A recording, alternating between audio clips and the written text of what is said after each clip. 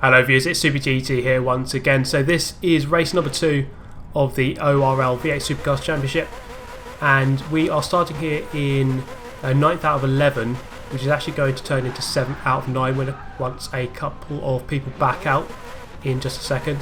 And so this is the reverse grid race, so twice as long as the previous race of race 1. Off the line we go on 3 minutes exactly. The guy ahead of me there, the Frenchman, not getting the best of starts, so that's going to be 1 position gained already. So we have twice the amount of laps to do here, so it's going to be quite a lengthy race. But up into turn 1 we have got some carnage already, and then I'm just going to try to turn in, but then Senna is just touching my rear quarter panel. I just couldn't believe that he wouldn't turn away for half a second just to let me actually turn. So quite an annoying one there. Definitely feeling triggered right now.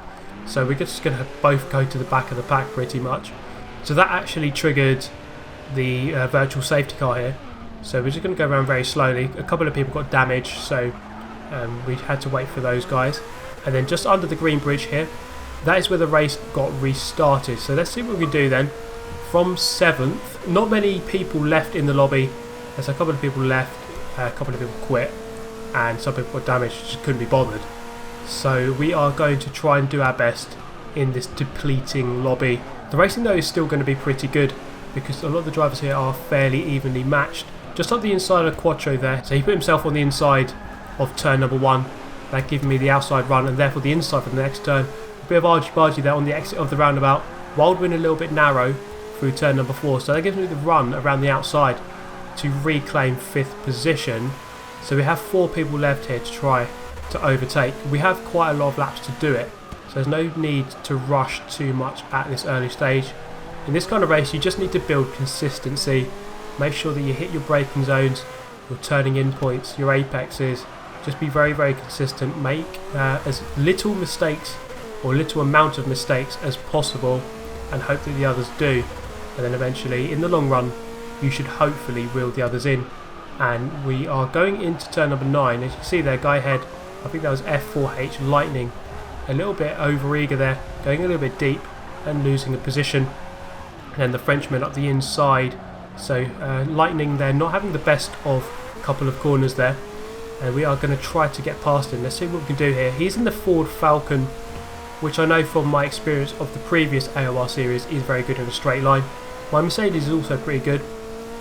Now if you're wondering why we're taking this line into turn 1, the red line there, as you can see just underneath my car, that is technically the edge of the circuit, so that is the exact reason why we are only running as far as that. So no running any wider than that, otherwise you are in for a penalty.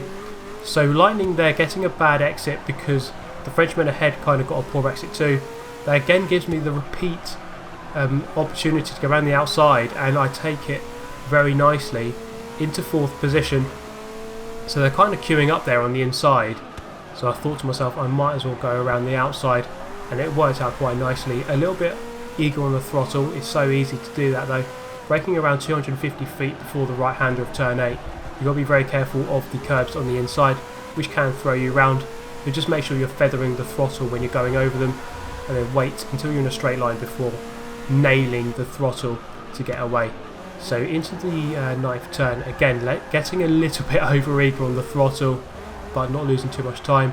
Datsun out in the lead, and we're going to try to overtake these guys ideally as soon as possible. I did say we have no rush, but you still want to get past as quickly as you can ideally, otherwise the opponents, your fastest opponents, will get away by too much by the time you've done it. So then we move to lap number 5. It's actually got very close.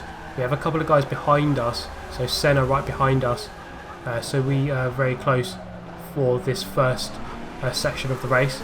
So Balatique there getting a fairly poor exit in the Volvo out of the final hairpin, getting decent traction though, but that is going to change as the Mercedes power comes into its own. As you can see here, perhaps he's running a high downforce setting as well. I move across to cover the inside line to make sure that he can't come back past, and then I'm through into 3rd. I think there's a bit of contact there. Senna into the back of Balatique. I'm not sure if he lost a position. I don't think he did actually. He's still in 4th, so out of that he did not lose that position. So we're just behind another Volvo here, trying to pick our way past into turn number 5. He actually gets a little bit wide there, gets a bit of oversteer on the exit as he gets the throttle down a little bit too early. Into turn number 6 down West Shoreline Drive. I'm around the outside in another decent move.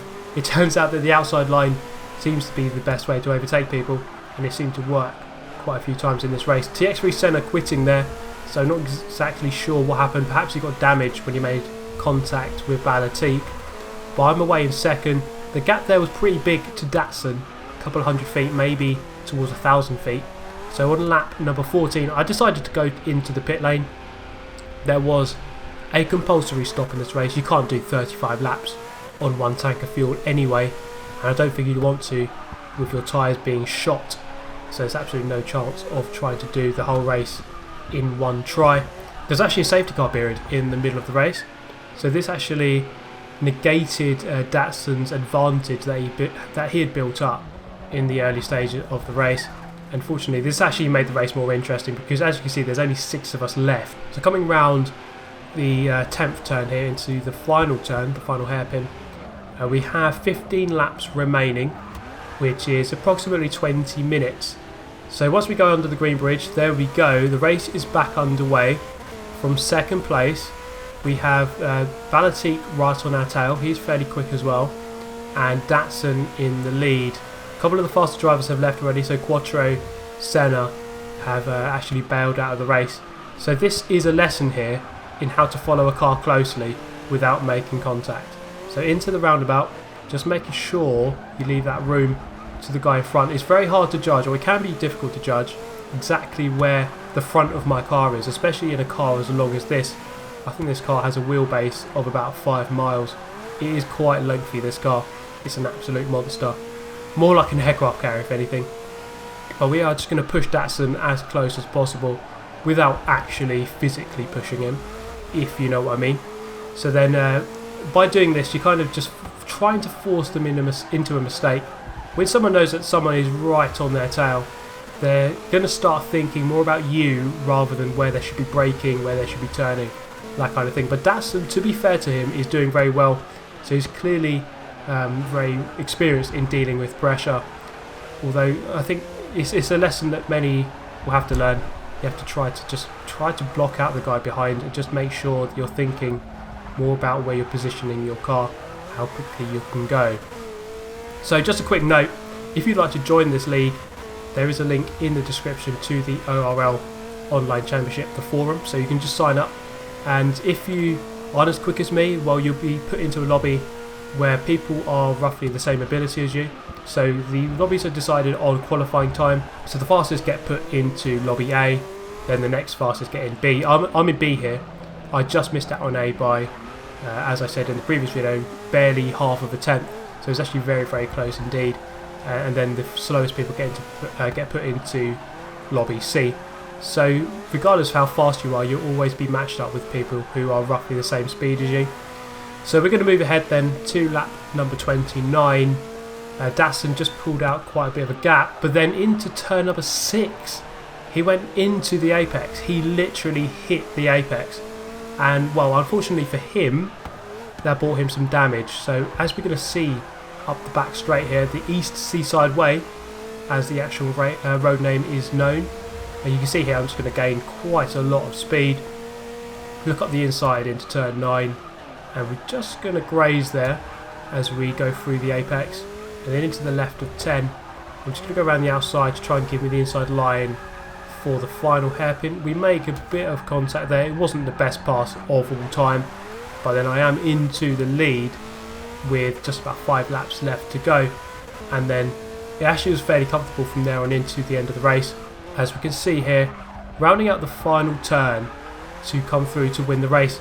So of course this is just lobby B, so I would have preferred to be in lobby A, but it's still very good against some fairly good drivers in this lobby as well. Datsun, if to be fair to him, probably would have won the race if he didn't make contact with the barrier, but in a long race of 55 minutes 43 seconds, consistency is part of the race, and if you can't keep yourself out of the barrier, then well, you are going to lose, aren't you? So those are the final standings, winning the race overall, and in total for the event I finished 15th out of 40, so work to do, but not a bad result. in this lobby.